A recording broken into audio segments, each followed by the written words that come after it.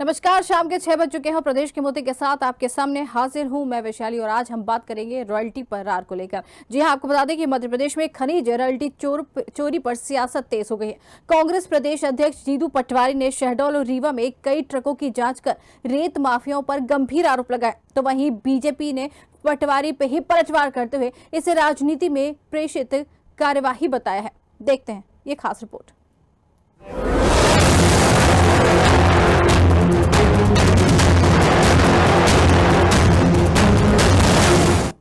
कई ट्रकों की जांच की।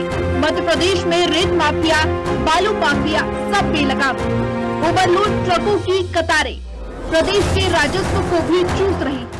रीवा से लौटते समय कांग्रेस प्रदेश अध्यक्ष जीतू पटवारी ने सड़क पर चलते रेत से भरे डंपरों को रोका और ड्राइवरों से रॉयल्टी की पर्ची मांगी। उन्होंने आरोप लगाया कि रॉयल्टी स्लिप में तारीख और समय दर्ज नहीं था। कांग्रेस ने इसे रेत का अवैध परिवहन करार दिया। जीतू पटवारी ने डंपरों पर चढ़कर कागजात देखे और आरोप लगाया कि रॉयल्टी स्लिप में तारीख और समय दर्ज नहीं थी। दरअसल जीतू पटवारी बुधवार को रविवार दौरे पर थे।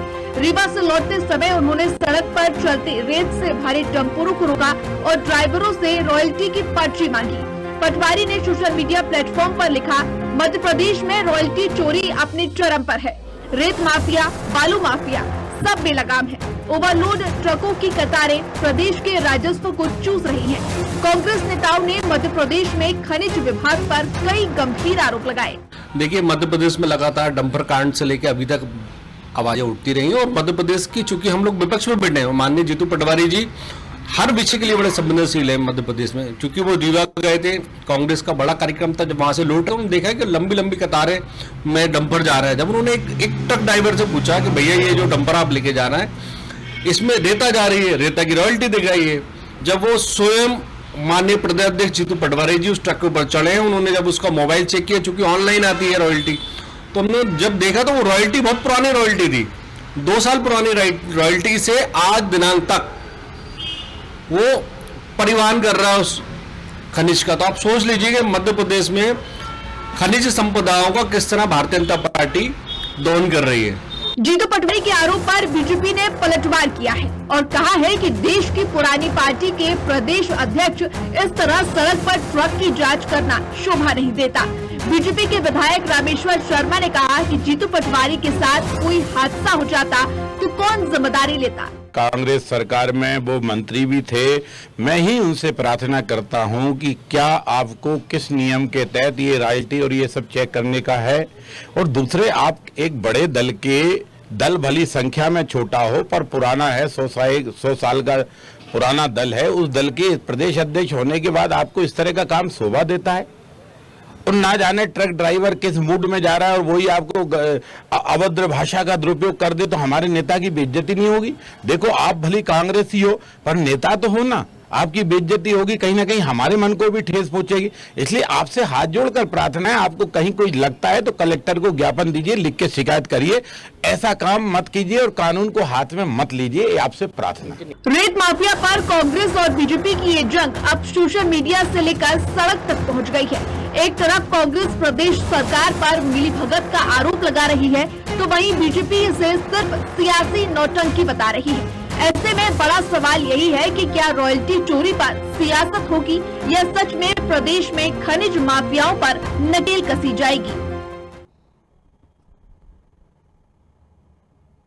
तो आपने देखा कि मध्य प्रदेश में खनिज रॉयल्टी चोरी पर सियासत किस कदर हावी है। बता दें कि कांग्रेस प्रदेश अध्यक्ष जीतू पटवारी ने शहडोल और रीवा में कई ट्रकों की जांच कर रेत माफियाओं पर गंभीर आरोप लगाए, तो वहीं बीजेपी ने पटवारी पर ही पलटवार करते हुए इसे राजनीति से प्रेरित बताया है। अब आप खुद देखिए जिस तरीके से तस्वीरें सामने आई कि जीतू पटवारी एक चलते हुए ट्रक को रोककर और उस पर चढ़ने की कोशिश करते हैं और उसके बाद यहाँ पर जो है स्लिप मांगी जाती, ये रॉयल्टी स्लिप मांगी जाती है, जो कि देखने पर उनको पता चलता है कि 2 साल पुरानी है। इसको लेकर अब उन्होंने तंज कसना शुरू कर दिया। सरकार पर सवाल उठाते हुए कहते हैं कि बीजेपी के राज में इस तरह के माफिया सक्रिय हो गए हैं और साथ ही ये कहते हुए भी नजर आ रहे हैं जीतू पटवारी की बीजेपी के जो राज चल रहा है, जो बीजेपी की सरकार है, इस पर लगाम लगाने में पूरी तरीके से नाकाम साबित हो रही है। और वहीं कांग्रेस अब इस पर पलटवार कर रही है। कांग्रेस का साफ तौर पर कहना है कि बीजेपी इस तरीके से पलटवार करती है, बीजेपी इस तरीके से मुद्दे उठाती है, लेकिन साफ तौर पर यह भी कहते हुए नजर आ रहे हैं कि बीजेपी यहां पर अपनी मनमानी चला रही है, सरकार पर सवाल उठा रहे हैं। कांग्रेस जिस तरीके से यहां पर मुद्दे लेकर आती है, इसको बीजेपी सिरे से नकार देती है। बीजेपी का कहना है कि कांग्रेस के पास मुद्दे नहीं है, इसलिए इस तरीके के जो है नौटंकी इसको करार दिया जाता है। अब साफ तौर पर देख रहे हैं कि वार और पलटवार दोनों ही तरफ से जारी है। चलिए, और आज इसी पर हम चर्चा करेंगे और हमारे साथ अजय यादव बीजेपी से हैं, साथ ही अंबिका शर्मा कांग्रेस से हैं और एएल द्विवेदी वरिष्ठ पत्रकार हमारे साथ जुड़ गए। आप सभी मेहमानों का बहुत बहुत स्वागत है और मैं डिबेट की शुरुआत अजय जी के साथ ही करना चाहूंगी। अजय जी, जिस तरीके से मध्य प्रदेश में रेत माफिया पूरी तरीके से अलर्ट नजर आ रहे हैं, साथ ही बालू माफिया बेलगाम है, क्या सरकार इसमें सच पर नकेल कसने में नाकाम साबित हो रही है? ये कांग्रेस आप पर आरोप लगा रही है, क्या सच में जिस तरीके से ये खेल चल रहा है इसमें लगाम नहीं लग पा रही है? देखिए, मध्य प्रदेश में भारतीय जनता पार्टी सरकार ने सभी तरह के माफिया को नियंत्रित किया है और माफिया पे लगातार कार्रवाई की है जी। लेकिन आज जो विषय है वो है जीतू पटवारी ने जिस तरह का कृत्य किया है वो घोर आपत्तिजनक और निंदनीय है। बिल्कुल। देश चलता है संविधान से, कानून से, और कौन सा कानून ऐसा अधिकार देता है कि विपक्षी दल के प्रदेश अध्यक्ष शासकीय काम में बाधा डाल सकते हैं, वो शासकीय कर्मचारियों के स्थान पर अपना काम निभा सकते हैं? तो ये घोर निंदनीय है। अगर जीतू पटवारी जी को अगर किसी तरह की कोई शिकायत कहीं मिलती है तो उन्हें शासन को शिकायत करना चाहिए और सरकार का दायित्व होता है कि उस शिकायत के ऊपर कार्रवाई करना। लेकिन ना जीतू पटवारी ने कोई शिकायत करी, ना किसी तरह की बात रखी, केवल और केवल राजनीतिक सुर्खियों में रहने के लिए इस तरह का प्रोपोगेंडा किया। ये पूरी तरह से राजनीतिक हथकंडा था और इस तरह के हथकंडे प्रदेश और देश की हालात बिगाड़ने के लिए कांग्रेस पार्टी कर रही है। कांग्रेस को समझना पड़ेगा कि देश में इस तरह की अराजकता नहीं चलेगी। ये अर्बन नक्सली जैसा बर्ताव कर रहे हैं। मुझे तो एक कानून बता दें जिस कानून में इन्हें इस तरह का कृत्य करने का अधिकार मिलता हो। इसी तरह की नौटंकी इन्होंने 2 महीने पहले टीकमगढ़ जिले में एक थाना प्रभारी को फोन करके किया था। बाद में जिसके लिए फोन कर रहे थे वही अपराधी निकला और जीतू पटवारी बगले छांटते हुए दिखाई दिए। इस तरह का बर्ताव लोकतंत्र में नहीं होना चाहिए। बिल्कुल, इसका जवाब ले लेते हैं अंबिका जी। बिल्कुल, क्या कहेंगे? नौटंकी करार दिया जा रहा है, शासकीय काम में बाधा डालने का हक किसने दिया जीतू पटवारी को? सीधे सीधे मुद्दे नहीं, आपके पास ये मुद्दा उठाने का कोई मतलब नहीं था। देखिए वैशाली जी, जब प्रशासनिक तंत्र और कर्मचारी अधिकारी सब पार्टी भारतीय जनता पार्टी के सदस्य के रूप में काम करते हैं तो निश्चित रूप से एक स्वाभाविक गंभीर आपत्ति पैदा होती है और यही सब चल रहा है। माफिया इनके नियंत्रण से बाहर है। माफियाओं का सरकार में बहुत जबरदस्त हस्तक्षेप है, चाहे वो खनिज माफिया हो, चाहे शराब माफिया हो, चाहे भू माफिया हो, चाहे ड्रग माफिया हो। ये सब लोगों की संलिप्तता है सरकार में बैठे हुए कई मंत्रियों की। हमें बड़ा अफसोस होता है जब मंत्री बैठाल के माफिया को ले जाता है अपनी मोटरसाइकिल पर और हम लोग शर्मसार हो जाते हैं कि कैसे कैसे हमारे नुमाइंदे हैं, कैसे सरकार में मंत्री हैं, इस प्रकार के आपत्तिजनक व्यवहार। तो एक स्वाभाविक है एक आक्रोश पैदा होना। और जीतू पटवारी जी की बात पे बड़े मुखर तरीके से कह रहे हैं। जब माननीय उमा भारती जी ने शराब की दुकान पर पत्थर मारा था तो उस संबंध में इनको क्या कहना है पहले तो ये बता दें। सबके सामने मारा था शराबबंदी को लेकर और जिस प्रकार से उमा भारती जी की भावना के विपरीत आचरण इस सरकार ने किया था और जगह जगह शराब के इन्होंने अड्डे खोल रखे थे। उस समय इतना आहत हुई थी और उन्होंने उठा के और पत्थर मार दिया था। तो जीतू पटवारी जी ने ऐसा कोई कृत्य नहीं किया है जिससे हम लोग शर्मिंदा हों। ये स्वाभाविक प्रक्रियाएं हैं।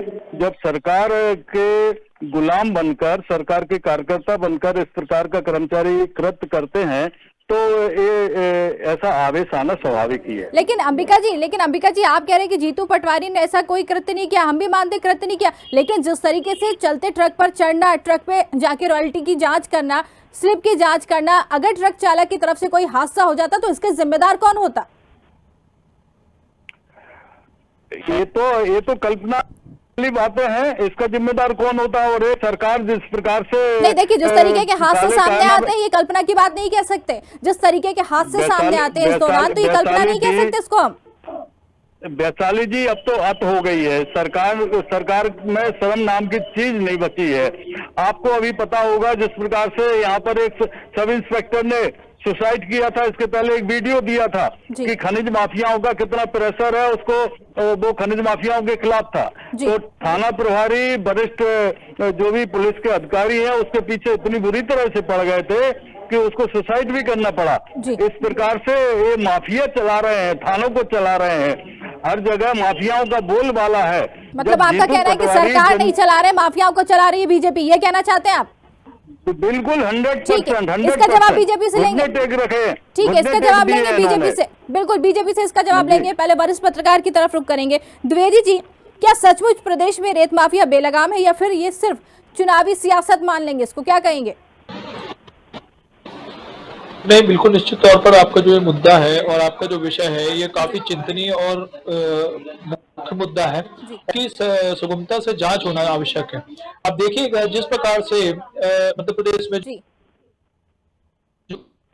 बात कह रहे हैं और जिस प्रकार से खनिज उत्खनन हो रहा है, इसकी एक विस्तृत जांच होना चाहिए। क्योंकि आपने देखा होगा कई बार मीडिया रिपोर्ट्स में ये आता है कि कम जो रॉयल्टी होती है वह जमा की जाती है और जो राजस्व की हानि कहीं ना कहीं जो उत्खनन जो लोग कर रहे हैं वह अवैध उत्खनन कर रहे हैं। कई बार मीडिया रिपोर्ट्स ऐसा पढ़ने में देखने में आती है। तो निश्चित तौर पर इसकी अगर जांच होती है तो सभी पहलू सबके सामने आ जाएंगे। जी बिल्कुल बिल्कुल, जांच होनी चाहिए। ठीक है अजय जी, बड़ा आरोप कांग्रेस की तरफ से, सरकार नहीं चला रहे, माफिया पाल रहे, क्या कहेंगे? सरकार नहीं चला रहे, माफिया पाले जा रहे। देखिए, कांग्रेस पार्टी के कुतर्कों से तथ्य नहीं बदल सकते। मुझे बताइए, देश, दुनिया, समाज किस नियम से चलता है? आप अपने चैनल में एंकर का दायित्व निभा रही हैं।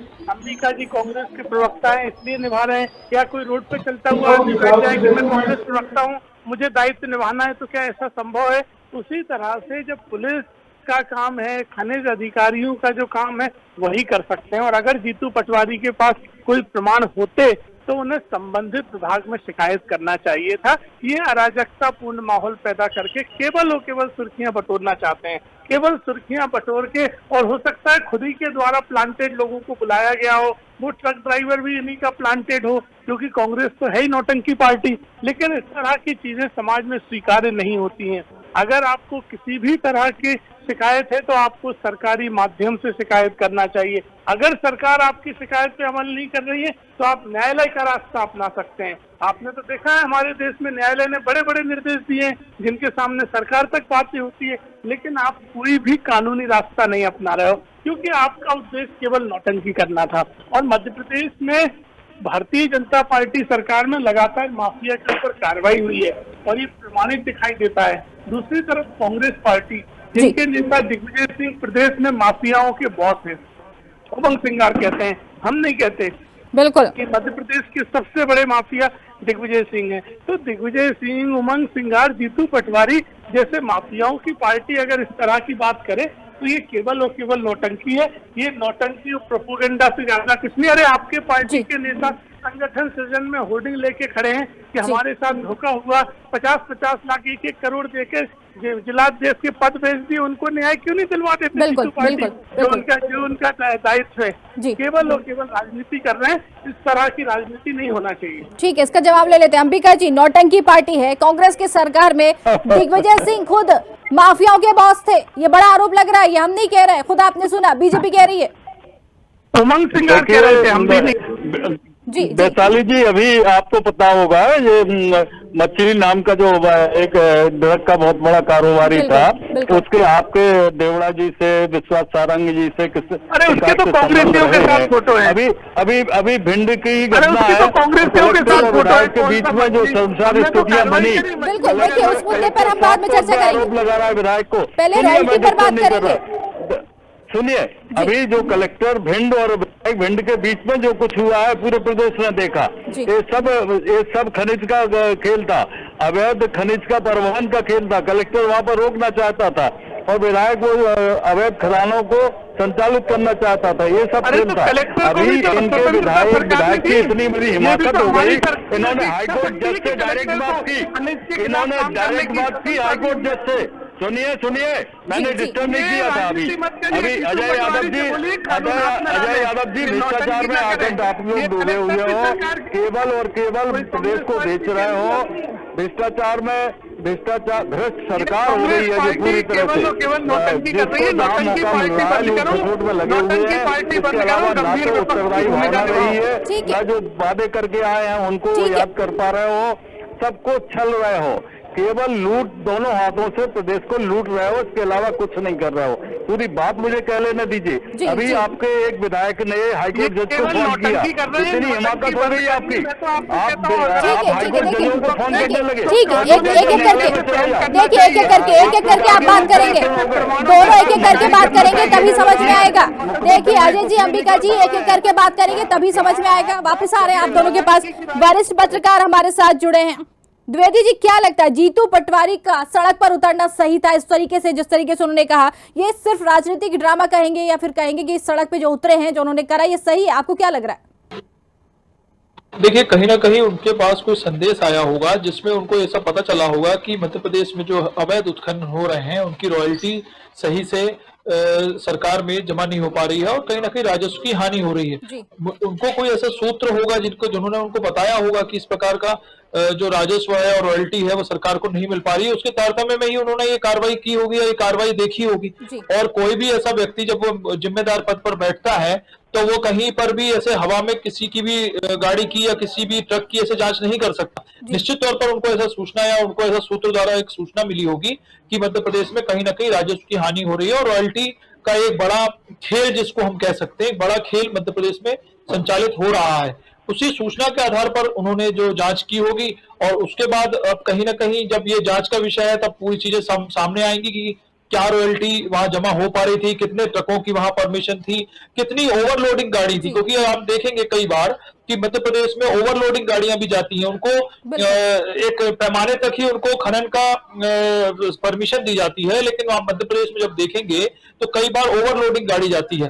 और ये जो चौकियां होती हैं इन सब में लगातार उनको चेक भी किया जाता है, लेकिन कार्रवाई के नाम पर जब हम देखते हैं तो शून्य बटा सन्नाटा ही देखने को मिलता है। तो निश्चित तौर पर अगर ऐसी कोई घटना घटित हुई है तो उसकी एक निष्पक्ष जांच करना चाहिए, कमेटी बनाकर बल्कि जांच करना चाहिए। और मेरा ऐसा मानना है कि जितने भी वाहन है जिनकी भी रॉयल्टी जमा हो रही है उसकी जीआई मैपिंग हो, जीआई टैगिंग हो और जीपीएस से उनका लोकेशन एलोकेट हो, जिससे ये पता चल पाए कि कौन सा वाहन किस जगह पर जा रहा है और कहां पर वो उत्खनन वो खनन करके डंप हो रहा है। लेकिन मध्य प्रदेश में चूंकि ऐसी व्यवस्थाएं नहीं होने के कारण जो माफिया है वह निडर होकर ऐसे कार्य को संचालित करते हैं। और मुझे ऐसा लगता है कि प्रशासन भी अपना या जो सरकार है वो भी अपना कहीं ना कहीं ऐसा मूक समर्थन देती है, तभी वे इस प्रकार से उनके हौसले बुलंद होते हैं। अगर सरकार एक अच्छी कसावट करे तो ऐसा उत्खनन होना मध्य प्रदेश में संभव नहीं है। बिल्कुल बिल्कुल, सरकार को सख्त कदम यहाँ पर उठाना चाहिए। अंबिका जी, सोची समझी साजिश भी हो सकती है, ये आरोप कांग्रेस बीजेपी लगा रही है आपके ऊपर कि जीतू पटवारी ने जो ये करा है, सोची समझी साजिश भी तो हो सकती है। ये मायावी लोग हैं भारतीय जनता पार्टी के लोग। हम लोग तो जनहित के मुद्दों को उठाते हैं। ये बेलगाम इनका प्रशासन है, बेलगाम सरकार है, उसको रोकने टोकने का काम हमारे जीतू पटवारी जी कर रहे हैं। अब जग जी, इससे पेट में मरोड़ हो रही है। वो व्यक्ति जिस प्रकार से पूरे प्रदेश में लोकप्रिय होता जा रहा है तो उसके खिलाफ अनर्गल प्रलाप ये लोग करते रहते हैं। कुल मिलाकर इनकी विदाई का वक्त आ गया है, चला चली की इनकी बेला है। 2028 में माने पब्लिक इनकी बड़ी विदाई समारोह करने वाली है। हर मोर्चे पर ये सरकार असफल रही है। जो भी वादा करके आए थे वो वादा खिलाफी इन्होंने की। नौजवान परेशान है, महिला वर्ग परेशान है, किसान परेशान है और गरीब परेशान है। सारे के सारे वर्ग, जो प्रधानमंत्री ने 4 जातियां बताई थी, वो चारों जातियां बेहद त्रस्त हैं इस सरकार से। तो आप तय मानिए वैशाली जी, 2028 में इन लोगों की वो गत होने वाली है कि ये लोग, इनको फिर पाश्चाताप होगा कि हमने कितने महापाप किए हैं। वो पाश्चाताप का समय अब 2028 में आने वाला है। बिल्कुल बिल्कुल, ठीक है। अजय जी, मायावी सरकार, मायावी पार्टी, मायावी लोग, कौन सी माया चला दी आपने? देखिए, मैंने तो पहले ही कहा कि कांग्रेस पार्टी एक नाटक नौटंकी पार्टी है। इन्हें अपने यहाँ बैंड बाजे और लगा लेना चाहिए और सारे ड्रामा के पास में कांग्रेस के पास है।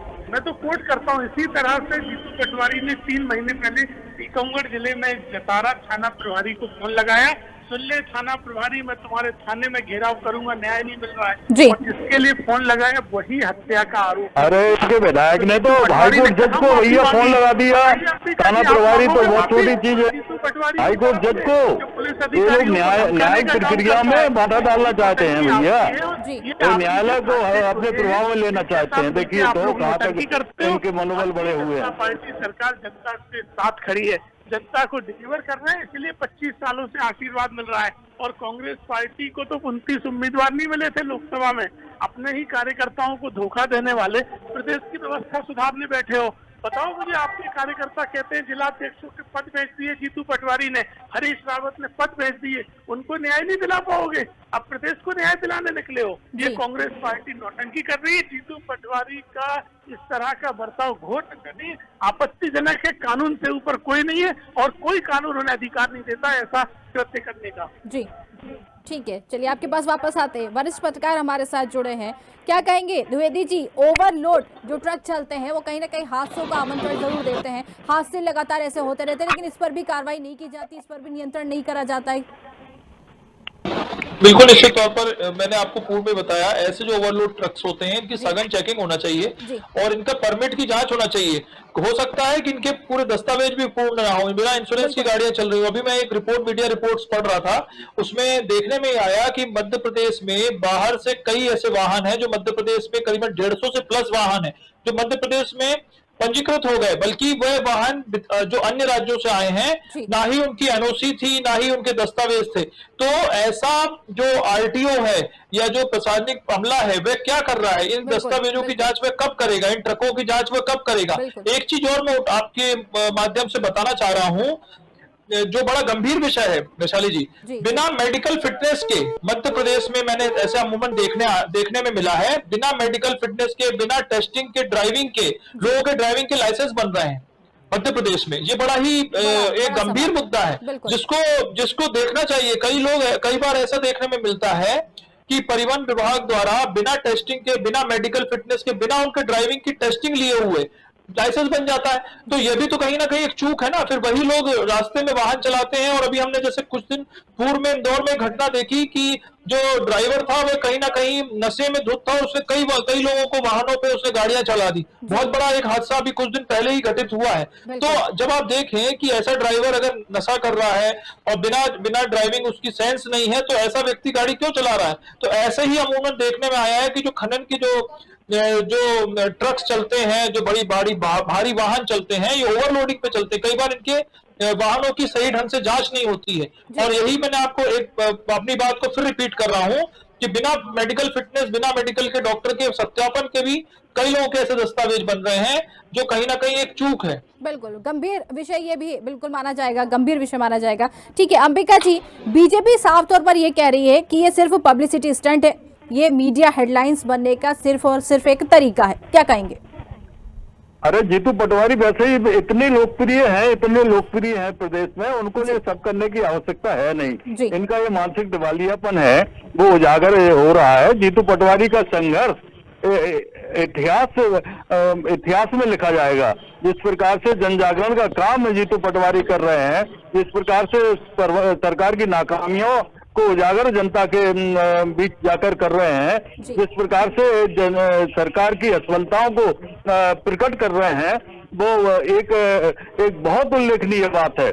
आप तय मानिए, ये सरकार हर मोर्चे पर असफल है और जीतू की पटवारी को किसी भी प्रकार से, अभी आपने देखा होगा एक जीतू पटवारी जी ने एक गरीब की, एक दलित की मदद करने की कोशिश की और दलित कह रहा था कि इस प्रकार से हमारे साथ अत्याचार हुआ और जीतू पटवारी जी ने कलेक्टर से बात की, कलेक्टर ने स्वीकार किया।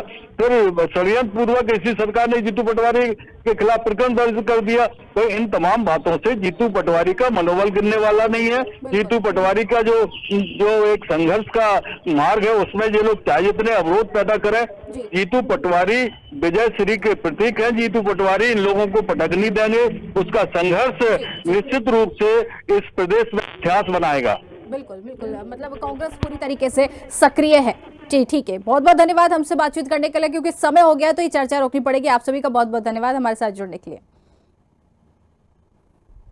तो आपको बता दें कि रेत माफिया पर कांग्रेस और बीजेपी की ये जंग अब सोशल मीडिया से लेकर सड़क तक पहुंच गई है। एक तरफ कांग्रेस प्रदेश सरकार पर मिली भगत का आरोप लगा रही है, वहीं बीजेपी इसे सिर्फ सियासी नौटंकी बता रही। ऐसे में सवाल बड़ा है, लेकिन इसके जवाब कई हैं। अब देखना है कि इस पूरे मामले पर कार्रवाई कब होती है और इस सवालों के जवाब आखिर कब तक सही से मिल पाते हैं। फिलहाल आज के मुद्दे में इतना ही। नमस्कार।